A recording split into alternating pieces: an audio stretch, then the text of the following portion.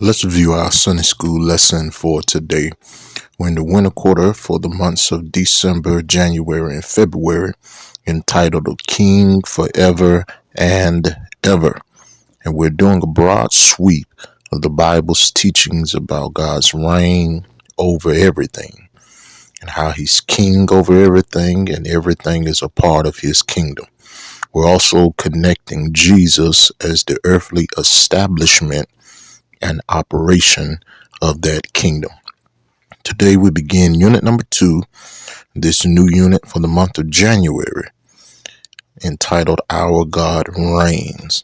We're going to be looking at 4 lessons on the study of the book of Psalms that point to God as reigning as an eternal, all-powerful king and ruler of an everlasting kingdom. Our lesson for today is lesson number 6 for January the 5th, 2025, entitled In Times of Trouble. Our printed passages Psalms 10 verse 12 through 18. Let's review our lesson for today. Psalms 10 begins with the psalmist exclaiming and telling the Lord about some of the threats that he has of his enemies. And in verses 1 through 11 is where the psalmist gives those threats of what his enemy is trying to do to him. And yet, Psalm 10 tells us that the psalmist goes to King, the King of Kings and the Lord of Lords. He goes to that King for justice. And notice what he says, verse number 14, he says that thou hast seen it. And it's kind of encouraging for all of us that God sees all that is going on in regards to injustice and being done wrong and wrongs and faults. He sees it all. And even if you don't say nothing, he still sees it. And because he sees it, it makes him a just king. Now, the lesson in Psalm 10 also points out some of the people that God as king stands up for and gives justice to. Verse number 14 says the poor. Verse 14 also says the fatherless. Verse 17 says the humble. Verse 18 says the oppressed.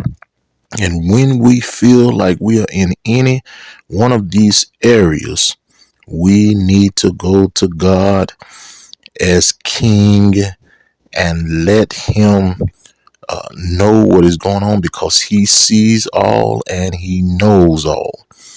He's a king that does not stand for injustice that happens to even the least of us. You know, some kings now, if you have a lot of money, you get away with this, get away with that. Not with God. Amen. Not with God. He looks after even the least of these. And then verse number 14 says God considers and helps us. Verse 15 says he stops the hand of the wicked from mischief. He's a king that is not just a king in name, but he's a king in power.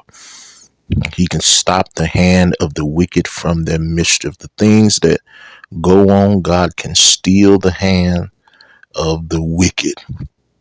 So what is our thought today then? Verse number 18, one word, and that's judgment.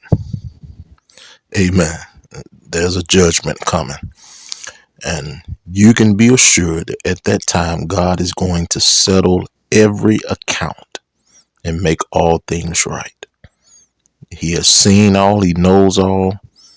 And even if we don't get justice down here, even if we are not vindicated down here, even if we're not revenged down here, the Bible tells us it's appointed unto man once to die, and then comes the judgment where all of us will give an account.